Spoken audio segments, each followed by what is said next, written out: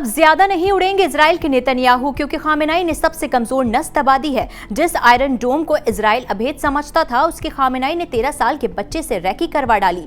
Iran की खुफिया agency ने इजराइल के मोसाद को पछाड़ते हुए एक बड़ा खुफिया ऑपरेशन अंजाम दिया है। इससे इजराइल के लिए बड़ा खतरा पैदा हो गया, क्योंकि ईरान अब ज्यादा सटीक हमले करने में सक्षम होगा। दुनिया भर में खुफिया ऑपरेशन के लिए सबसे पहला नाम इजराइल की खुफिया एजेंसी मोसाद का आता है, लेकिन ईरान के इस्लामिक रेवोल्यूशनरी गार्ड कॉर्प्स ने इजराइल के अंदर घुसकर उसकी ही खुफिया जानकारी निकाल ली। ईरान ने दावा किया है कि उसके पास इजराइल के न्यूक्लियर हथियारों से लेकर डिफेंस सिस्टम तक की जानकारी है। इजराइल ने ईरान की ओर से एक जासूसी अभियान का खुलासा किया, जिसमें एक 13 साला इजरायली लड़का ईरान के लिए जासूसी करता पकड़ा गया।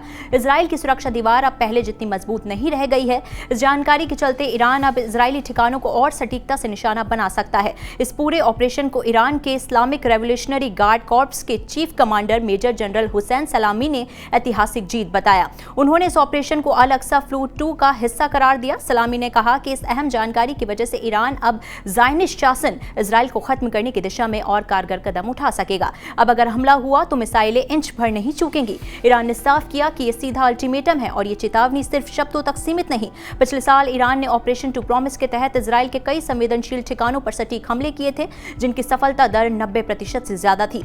सलामी ने अंत में कहा, यह आखिरी वार नहीं बल्कि फर्ज और फरेब के बीच चल रही लड़ाई में सच की जीत का संकेत है।